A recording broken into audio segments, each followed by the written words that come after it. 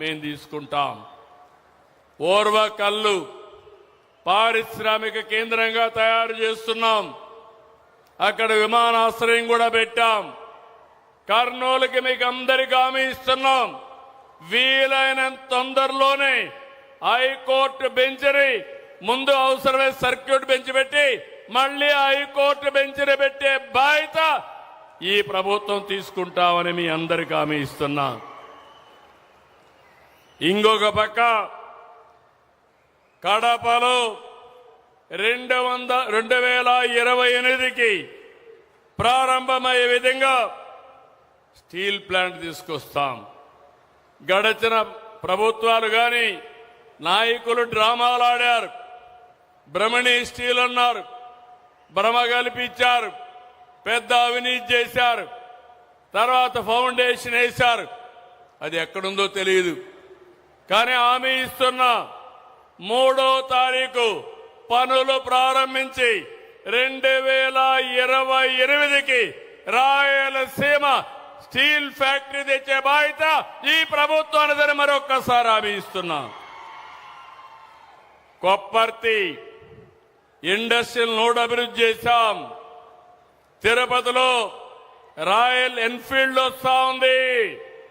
నేను చిన్నప్పుడు కూడా రాయల్ ఎన్ఫీల్డ్ లో దర్జాగా మెజెస్టిక్ గా తిరిగేవాళ్ళం. మళ్లీ హామీ ఇస్తున్నా, రాయలసీమని రాయల్ సీమగా తయారు చేసే బాధ్యత మాది. రాయలసీమ అంటే ఆ రాయల్టీ రావాలి.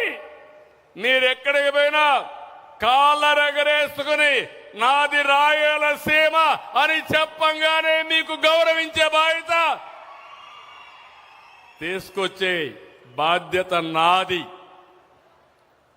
సీమలో మంచి జరిగిందంటే అది ఎప్పుడు తమ్ముళ్ళు అడుగుతున్నాం మిమ్మల్ని.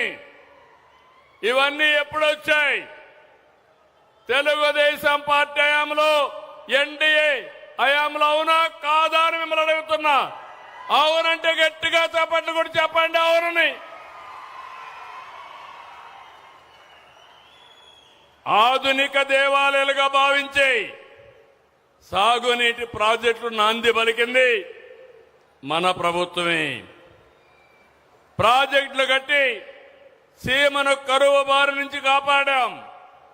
తెలుగు గంగ, గాలేరు నగరి, హంద్రి నీవా, ఎస్ఆర్బీసీ ఇలాంటి ప్రాజెక్టులు ప్రారంభించి అనేక ప్రాజెక్టులు నిర్మాణం చేసి రాయలసీమ ముఖ చిత్రాన్నే మార్చగలిగాం.